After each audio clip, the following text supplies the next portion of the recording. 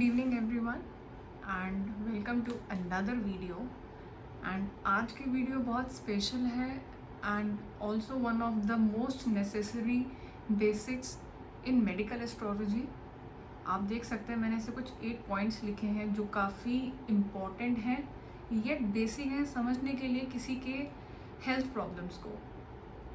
हालांकि बहुत सारे कॉम्बिनेशंस मिलेंगे आपको एस्ट्रोलॉजी में जहाँ पे हम ये समझते हैं कि कौन सी प्रॉब्लम्स या किस टाइप की प्रॉब्लम्स एक इंसान फेस करता है। बट जितना हमें बेसिक पता होगा, जितना हम एक ग्रहों का नेचर समझेंगे या हाउसेस का नेचर समझेंगे, उतना हम बेटरली या पिन पॉइंट कर सकते हैं चीज़ों को। सो आप देखेंगे कि मैंने कुछ 8 पॉइंट्स लिखे हैं जो मेरे हिसाब से हमें कभी भूलने नहीं चाहिए इन medical astrology. So as the topic goes, points to remember in medical astrology. Moving to the first point, house whose lord goes to 6th, 8th or 12th suffers. इसका मैं आपको बेसिक तो ये बहुत ही सिंपल है, जिसमें हम ये बताना चाहते हैं कि जो 6th, 8th और 12th हाउसेज होते हैं, they are the most problematic houses in terms of health. छठा तो आपको वैसे ही पता है, डिजीज़ का होता है, रोगों का होता है। 8th हाउस अगेन कहीं ना कहीं लॉस ले आता है, हेल्थ में एक्सीडेंट्स लेके आता है। एंड 12th भी हॉस्पिटलाइजेशन होता है। So these 3 houses are most bad in terms of health. तो जब इन तीनों हाउसेस का कोई लॉर्ड है, वो किसी भी XYZ हाउस का एक वो बन जाता है लॉर्ड। फॉर एग्ज़ाम्पल अगर 6th का हाउस का लॉर्ड है जुपिटर, तो वो मान लीजिए चौथे घर का वो लॉर्ड बन जाता है। तो इससे हम और इंटरलिंक कर सकते हैं कि कैसा प्रॉब्लम 4th हाउस और 6th हाउस इस व्यक्ति के लिए प्रॉब्लम्स लेके आ सकते हैं in terms of health. And coming to the second point, 6th lord in lagna increases one susceptibility to diseases. क्या होता है कि जब 6th हाउस का जो लॉर्ड होता है और हमारा असेंडेंट यानी कि जो हमारा लग्न होता है, इन दोनों के बीच में कहीं ना कहीं एक एक्सचेंज ऑफ एनर्जी होती है। तो ये सिंपली एक उसका मतलब है कि इंसान कहीं ना कहीं अपनी लाइफ में थोड़ा सा डिजीज़ की ओर सस्पेक्टेबल ज़्यादा है। मे बी उसकी इम्यूनिटी इतनी अच्छी नहीं होगी या उसका बॉडी स्ट्रक्चर उतना अच्छा नहीं होगा, इतना फिजिबल नहीं होगा कि वो चेंजिंग वेदर या चेंजिंग इन्वायरमेंट के साथ अपनी बॉडी को अडेप्ट कर सके। जैसे मौसम चेंज होता है ऐसे लोग थोड़ा सा बीमार पड़ना शुरू हो जाते हैं। तो इनको सबसे पहले वो चीज़ हिट करती है। 6th house and the 1st house. 1st house यानी कि your body, your self, and 6th house is the house of disease. So I think this was also quite simple and easy to understand. Moving to the third point, conjunction of 6th, 8th lords is a health hazards, right. That is also very important, क्योंकि क्या होता है कभी कभी आपको 6th, 8th house का ना conjunction मिलता है। इन दोनों के लॉर्ड्स कहीं ना कहीं किसी एक पर्टिकुलर हाउस में कंजंक्टेड होते हैं। 6th हाउस और 8th हाउस जब दोनों मिल जाते हैं ना, वो प्रॉब्लम और मल्टीप्लाई हो जाती है। 8वां घर कहीं ना कहीं ट्रांसफॉर्मेशन ले आता है, ट्रांसफॉर्मेशन का भी हाउस माना जाता है। बहुत सारी अगर ये अच्छे कॉम्बिनेशंस में पड़ा हुआ है तो फिर भी ठीक है। अगर बहुत बुरे कॉम्बिनेशंस के साथ है ये, तो प्रॉब्लम्स कैन बी एग्रावेटेड। साथ में अगर 12th हाउस का भी कहीं ना कहीं लिंक हो जाए, so things could be a little devastated. So third point is also very important and mostly जिनमें भी आप हेल्थ प्रॉब्लम्स देखोगे उनमें आपको ये कॉम्बिनेशन ज़रूर मिलेगा। 4th, Saturn represents chronic and critical problems. तो सैटर्न को एक वैसे भी सिग्निफिकेटर ऑफ बैड हेल्थ का माना जाता है।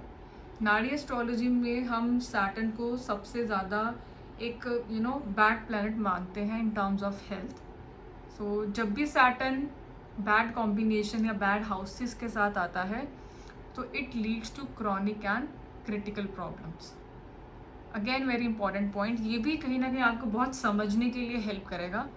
आप आगे फर्दर नाड़ी में भी मैं आपको फर्दर कॉम्बिनेशंस भी अगले नेक्स्ट वीडियो में हम करेंगे, जिसमें आपको ये पता लगेगा कि सैटर्न जब आ ही जाता है आपकी दशा में, तो भी छोटे मोटी चीज़ें हो जाती हैं। चाहे उसका प्लेसमेंट बहुत अच्छा हो, क्योंकि सैटर्न वैसे भी कहीं ना कहीं अनइनवाइटेड प्रॉब्लम्स लेके आता है. Coming to the fifth point, Mars represents acute and sudden onsets. ये पर्सनली मेरी लाइफ में मैंने एक्सपीरियंस करा है, क्योंकि मार्स बहुत तेजी से ग्रह चलता है. मार्स एक बहुत ज़्यादा फायरी प्लैनेट है.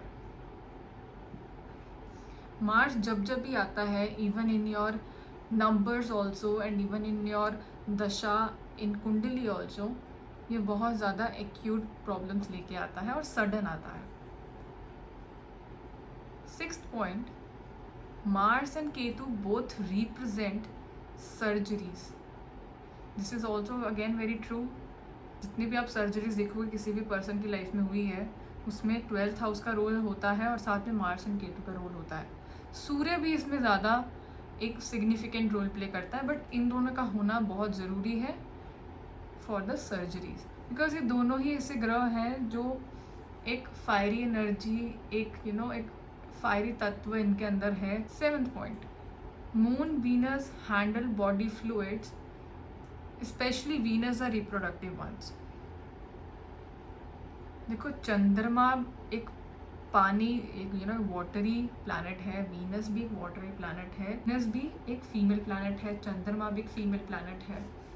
तो इन दोनों का 7th हाउस के साथ कहीं ना कहीं लिंक होने का ये मतलब है कि इंसान को कहीं ना कहीं PCOD जैसी प्रॉब्लम्स, रिप्रोडक्टिव प्रॉब्लम्स, या specially in terms of the body fluids, इन सब में थोड़ी सी प्रॉब्लम्स आ सकती हैं. 8th point, Jupiter has a quality to expand all the diseases.